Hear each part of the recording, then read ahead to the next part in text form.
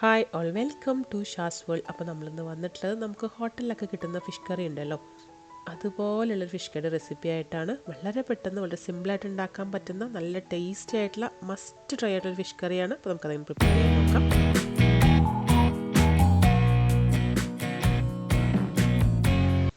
അപ്പോൾ ആദ്യം തന്നെ ഒരു ചട്ടിയിലേക്ക് ഒരു 8-10 ചെറിയുള്ളി ചതച്ചത്, ഒരു ചെറിയൊരു കഷ്ണം ഇഞ്ചി ചതച്ചത്, 2 പച്ചമുളക് രണ്ടായി കട്ട് ചെയ്തും കുറച്ച് കറിവേപ്പിലയും കൂടി ഇട്ട് കൊടുത്തിട്ടുണ്ട്. ഇനി ഇതിലേക്ക് ഒരു 1/4 ടേബിൾ സ്പൂൺ മഞ്ഞൾപ്പൊടി ഇട്ട് കൊടുത്തിട്ടുണ്ട്. അതുപോലെ തന്നെ ഒരു 3/4 ടേബിൾ സ്പൂൺ കാശ്മീരി ചില്ലി പൗഡറും ഒരു 3/4 ടേബിൾ സ്പൂൺ മല്ലിപ്പൊടിയും കൂടി ഇട്ട് കൊടുക്കാം. ഇനി ഇതിലേക്ക് ഒരു ടേബിൾ സ്പൂൺ നല്ല വെളിച്ചെണ്ണ കൂടെ ഒഴിച്ചിട്ട് നല്ല പോലെ ഒന്ന് മിക്സ് ചെയ്തെടുക്കണം. നമ്മൾ കൈ വെച്ച് നല്ല പോലെ തിരുമ്മി മിക്സ് ചെയ്യുമ്പോൾ തന്നെ നല്ല വെളിച്ചെണ്ണയുടെ ചെറുള്ളിയുടെ ഒക്കെ നല്ല മണം വരും. ഈ ഒരു മിക്സിങ് ഇതിൻ്റെ മെയിനാണ്. നല്ല പോലെ ഒന്ന് മിക്സ് ചെയ്തെടുക്കാം. ഇതിപ്പോൾ ഞാൻ ഗ്യാസ് സ്റ്റവിൻ്റെ മേലെ വെച്ചിട്ടുണ്ടെന്നുള്ളൂ, ഫ്ലെയിം ഓൺ ആക്കിയിട്ടില്ല.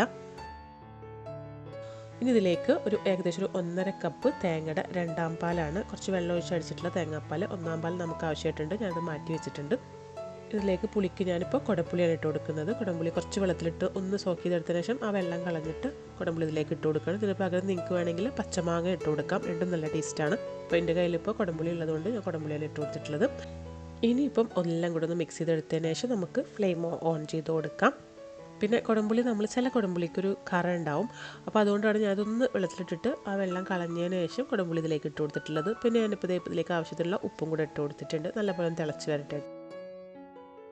ഇപ്പോൾ അത് കറി നല്ലപോലെ തിളച്ച് വരുന്നുണ്ട്. ഈ തിളച്ച് വരുന്ന സമയത്ത് ചിലപ്പോൾ നമുക്ക് ഒന്നിങ്ങനെ പിരിഞ്ഞ പോലെ തോന്നും, പേടിക്കേണ്ട. അത് ആ കുടംപുളിയും അതുപോലെ തേങ്ങാപ്പാലും കൂടെ കൂടുമ്പോൾ അങ്ങനെ വരുന്നതാണ്. നല്ലപോലെ ഇളക്കി കൊടുത്താൽ മതി, അപ്പോൾ അത് ശരിയായിക്കോളും. ഇപ്പോൾ അത് നല്ലപോലെ തിളച്ച് വന്ന് ഒന്ന് ഇളക്കി കൊടുത്തതിന് ശേഷം ഞാനിതിലേക്ക് മീനിട്ട് കൊടുക്കുകയാണ്. ഞാനിപ്പോൾ ഇതിലേക്ക് ചൂണ കൂടുതലാണ് ഇട്ട് കൊടുക്കുന്നത്. ഇനി ഈ ചട്ടി പതുക്കെ ഒന്ന് ചുറ്റിച്ചു കൊടുക്കണം, ആ കറി എല്ലാ ഭാഗത്തേക്കൊന്നും ആവാനായിട്ടാണ്. ഞാനിപ്പോൾ ഏകദേശം ഒരു 300 ഗ്രാമൊക്കെ ആയിരിക്കും മീൻ ഇതിലേക്ക് ഇട്ടിട്ടുള്ളത്. സ്കിന്നൊന്നും കളഞ്ഞതിന് ശേഷം തോലില്ലാതെയാണ് മീൻ ഇട്ടെടുത്തിട്ടുള്ളത്. ഇനി ഞാൻ പതുക്കെ കയ്യിൽ വെച്ചൊന്ന് എല്ലാ ഭാഗത്തേക്കും ഈ മീനിൻ്റെ കറിയൊന്നും ആക്കി കൊടുക്കുക. നമ്മൾ ഈ സമയത്ത് ഒരുപാട് ഇളക്കി കൊടുക്കരുത്, മീനൊക്കെ പൊട്ടിപ്പോകാനായിട്ടുള്ള ചാൻസ് ഉണ്ട്. ഇതുപോലെ ഒന്ന് മൂടി വെക്കുക, ഫുള്ളായിട്ട് കവർ ചെയ്യരുത്, കുറച്ചൊന്ന് തുറന്നിട്ട് ഇങ്ങനെ വെക്കണം. ഇപ്പോൾ അതേ കറിയൊക്കെ നല്ലപോലെ തിളച്ച് മീനൊക്കെ അതിൽ നല്ലപോലെ മസാലയൊക്കെ പിടിച്ച് കറി ഒന്ന് വറ്റി വന്നിട്ടുണ്ട്. ഈ ഒരു സമയത്ത് വേണം നമുക്ക് ഇതിലേക്ക് തേങ്ങയുടെ 1-ാം പാൽ ഒഴിച്ചു കൊടുക്കാനായിട്ട്.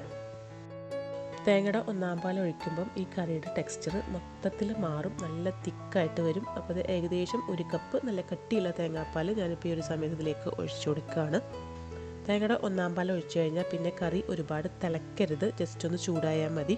ഒന്നെങ്കിൽ ഇത് പതുക്കെ ഒന്ന് ഇളക്കി കൊടുക്കുക, മീനൊന്നും പൊട്ടാത്ത രീതിയിൽ. അതല്ലാന്നുണ്ടെങ്കിൽ പതുക്കെ ഈ ചട്ടി ഒന്ന് ചുറ്റിച്ചെടുത്താൽ മതി. എന്തായാലും ഈ തേങ്ങാപ്പാലും ഈ കറിയെല്ലാം കൂടെ നല്ലപ്പോഴൊന്ന് മിക്സായി വന്നാൽ മതി. ഇപ്പോഴത്തെ കറിയൊക്കെ ഒന്ന് ചൂടായി വന്നിട്ടുണ്ട്. ഞാൻ ഈ ഫ്ലെയിം ഓഫ് ചെയ്യാണ്, എന്നിട്ട് അടുപ്പിൽ നിന്ന് മാറ്റി വെക്കണം. ചൂടുള്ള അടുപ്പിലിരുന്നാൽ ചിലപ്പോൾ വീണ്ടും അത് പിരിഞ്ഞു പോവും. ഇനിയിപ്പോൾ ഈ കറി ഒന്ന് വറവിടാനായിട്ട് ഞാനൊരു ചെറിയൊരു പാൻ അടുപ്പത്ത് വെച്ചിട്ട് ഇതിലേക്ക് 1-2 ടേബിൾ സ്പൂൺ വെളിച്ചെണ്ണ ഒഴിച്ചു കൊടുക്കണം. വെളിച്ചെണ്ണ ഒന്ന് നല്ലപോലെ ചൂടായി വരുന്ന സമയത്ത് നമുക്കിതിലേക്ക് ഒരു 2-3 ചെറിയുള്ളി കനം കുറച്ച് അരിഞ്ഞിട്ടുള്ളതാണ്, അതും കൂടെ ഇതിലേക്ക് ഇട്ട് കൊടുക്കാം. ഇനി ഈ ചുവന്നുള്ളി നല്ലപോലെ ഒന്ന് വറുത്തെടുക്കണം. നമുക്ക് സാധാരണ കറിയൊക്കെ വറവിടുന്ന പോലെ തന്നെ നല്ലപോലെ ഒന്ന് ഇളക്കി കൊടുക്കാം. ഈ ഒരു ചെറുള്ളിയുടെ കളറൊക്കെ മാറി വരുന്ന സമയത്ത് നമുക്കിതിലേക്ക് കുറച്ച് കറിവേപ്പിലയും കൂടി ഇട്ട് കൊടുക്കണം. എന്നിട്ട് ഫ്ലെയിം ഓഫ് ചെയ്യാം. ഉള്ളി കരിഞ്ഞു പോരുത് കേട്ടോ, അപ്പോൾ പിന്നെ ടേസ്റ്റ് മാറും. ഇനി ഇത് നമുക്ക് ആ കറിയിലേക്ക് ഒഴിച്ചു കൊടുക്കാം.